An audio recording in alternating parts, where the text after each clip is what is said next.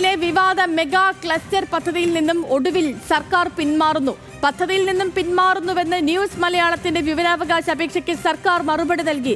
വെള്ളക്കെട്ട് ഒഴിവാക്കാവുന്ന പദ്ധതികൾ മാത്രമേ പ്രദേശത്ത് ആസൂത്രണം ചെയ്യാവൂ എന്ന കളക്ടറുടെ റിപ്പോർട്ടും ന്യൂസ് മലയാളത്തിന്.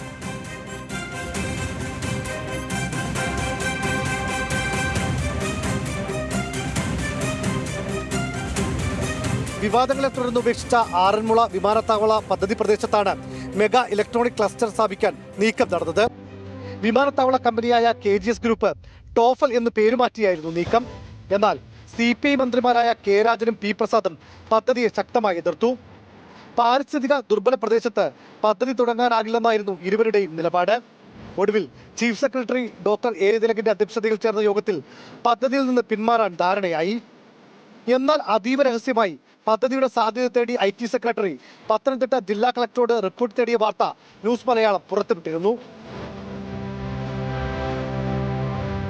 എന്നാൽ ഇപ്പോൾ പദ്ധതിയിൽ നിന്ന് പിന്മാറുന്നുവെന്ന് IT വകുപ്പ് രേഖാമൂലം അറിയിച്ചു. ന്യൂസ് മലയാളത്തിന് നൽകിയ വിവരാവകാശ മറുപടിയിലാണ് സർക്കാർ നിലപാട് വ്യക്തമാക്കിയത്.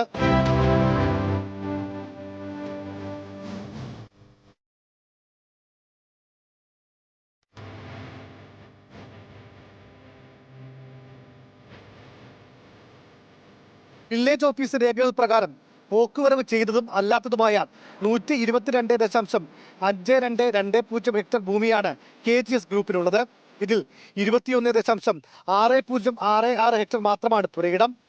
ബാക്കി വരുന്ന 100.9154 ഹെക്ടർ നിലത്ത് വെള്ളക്കെട്ടുണ്ടാകാൻ സാധ്യതയെന്ന് കൃഷി ഓഫീസറുടെ റിപ്പോർട്ടുണ്ടെന്നും കളക്ടറുടെ റിപ്പോർട്ടിൽ പറയുന്നു.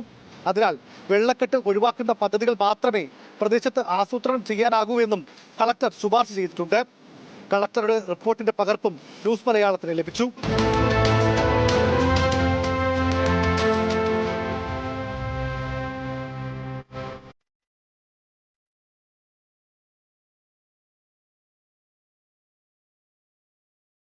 CPI മന്ത്രിമാർ ഭരിക്കുന്ന കൃഷി റവന്യൂ വകുപ്പുകളുടെ കടുത്ത വിയോജിപ്പിനെ തുടർന്നാണ് വിവാദമായ ആറന്മുള IT പദ്ധതിയിൽ നിന്നും സർക്കാർ പിന്നോട്ട് പോകാൻ തീരുമാനിച്ചത്.